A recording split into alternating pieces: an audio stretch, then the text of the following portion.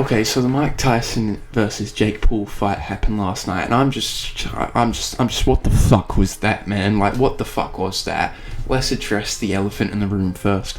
The main event was just an awful fight all around. Okay, Mike threw and landed about 5 punches the entire fight. The fight was literally just Jake beating up a nearly 60-year-old man, with Mike occasionally showing people signs that he is indeed still breathing. I think a lot of people kind of just held out hope that Mike would, excuse me, Mike would at least make the fight competitive, because his training footage did look pretty good. And 4 years ago in the Roy Jones fight, he looked alright. But in the end, he just kind of gassed out after the first or second round. I mean, the first round he actually won, in my opinion, which is crazy. That Jake even lost one round to a 60-year-old man. And then the second round it was more competitive, and then second round onward after the second round it was just sad.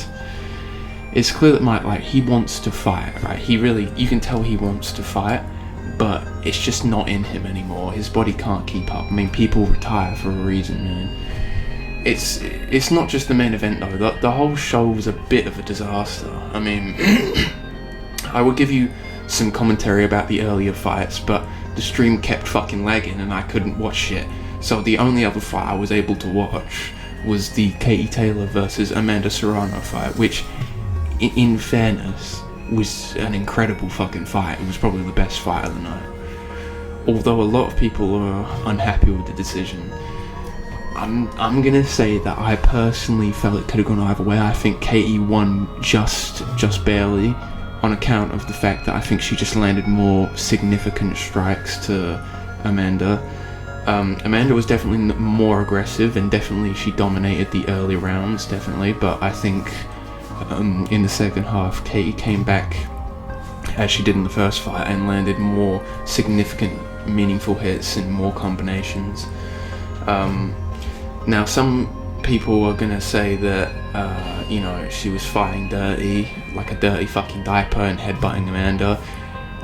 I don't think she headbutted Amanda, at least not intentionally. I do think she did lean with her head a lot, and you could argue that open cut, it may have made the cut worse. I don't know, because from what I understand she does lean with her head a lot anyway, so it could be that that's just how she fights. I don't know, I'm not gonna call anyone out.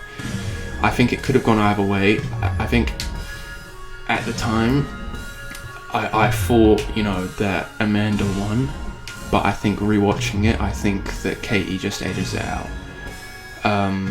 Now I know there's going to be some people in the comments, some boxing gurus, who are going to call me a fucking idiot for this, but I don't fucking care. I don't care. Okay, I'm not afraid to die on that hill because I'm a real fucking gangster, okay? No, I'm joking, but I feel Amanda threw more punches, but I think Katie just landed the more meaningful strikes, aside from when Amanda rocked her early in the fight. When I watched it the first time, I felt that Amanda got robbed, but going back and watch it again, like I said, Katie just edges her out. At the end of the day, I wasn't really a fan of either at the first, because I don't really watch women's boxing, but I'm probably an Amanda Serrano fan now, purely because of how good the fight was, how gracefully she took the loss. Like, you can tell she's just a nice person. But yeah, aside from that, the Mike Tyson fight, back to reality. We've gone away from our commercial break and we've returned to our regularly scheduled programming. Okay, my KFC has arrived. I'm enjoying it, but I'll keep talking. So, aside from that, back to our regularly scheduled programming. The Mike Tyson fight, man. I mean, do I even need to say? It was like watching fucking Joe Biden fight dementia. It was like watching a baby with Parkinson's disease try and climb a staircase. It was just sad to watch. It was really disappointing, and like Uncle Ricky, this event left me with a bad taste in my mouth. I'm not gonna make too many more jokes like that, because I don't know how YouTube feels about this stuff nowadays, but it was a fight that I think was pure marketing, like Canelo said. the event was purely about launching Netflix's entry into live sports, which, you know, I support. You know, I would like to see more of that, because then I wouldn't have to buy pay-per-views every time I want to watch some fights. I just hope they do a better job with events next time. I mean, this fight was extremely overhyped, I think. But this links to the problem with Jake Paul as a fighter. Jake yearns to get respect as a fighter and acts like everyone is in denial about how good he is. I will be the first to say, I think Jake is actually a very good fighter. I think he's a very good fighter. I think he throws his hands well. I think he's a good boxer. I think he's proven that he can at least go toe-to-toe with an active professional fighter in the form of Tommy Fury. The problem is that he is a complete fucking coward and refuses to take fights that actually mean something. He will never take a real challenge. What does Jake get out of beating an old Mike Tyson? He either loses to an old man or he beats an old man. That doesn't do anything for Jake's career in boxing. It gives him what was it? Fucking a little bit of publicity. Okay, but that's it. It gives him some publicity. It doesn't do anything in terms of rankings. It does nothing, because Mike is a retired man. If Jake wants people to, you know, take him seriously, he needs to beat an active professional fighter of a decent skill level, not a fucking Pineda, you know, like that fucking clown KSI did. I mean, shit, do a rematch with Tommy Fury and beat him this time, and then maybe people will take you more serious.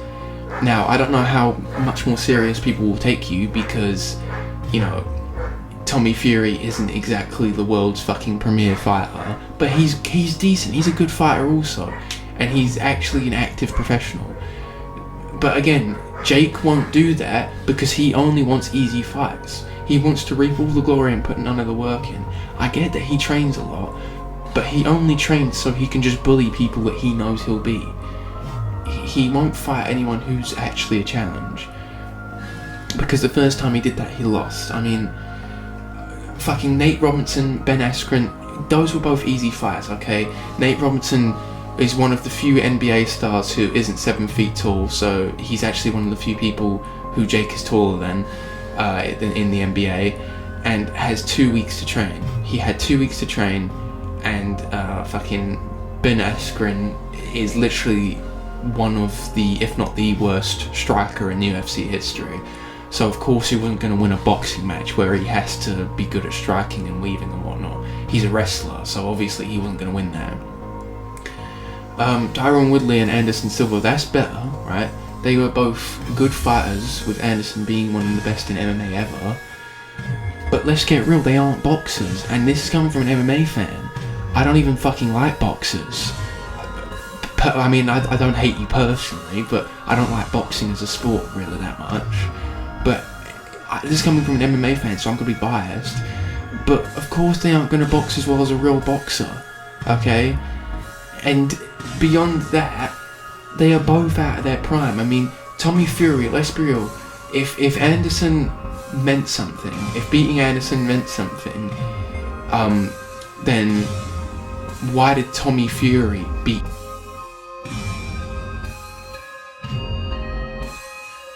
a prime, not active anymore, old legends, you know, who weren't even boxers, they were MMA fighters, so they're not going to be as good at boxing.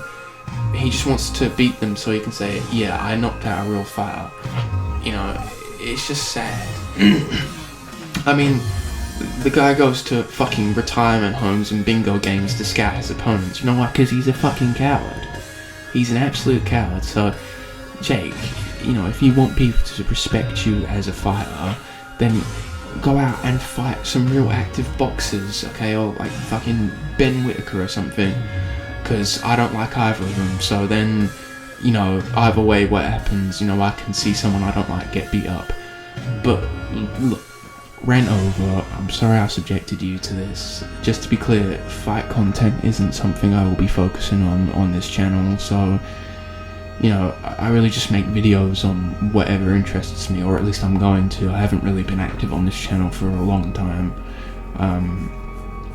But yeah, I might make some fight discussions in the future, although they'll probably devolve into rants because I'm autistic.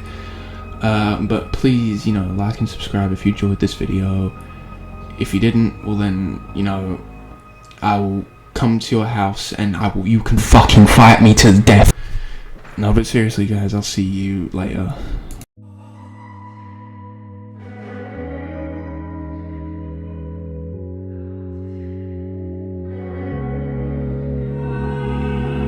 I've already told you, can't go on like this. Red lips and kisses, you got me calling for you. Guess I hardly know you.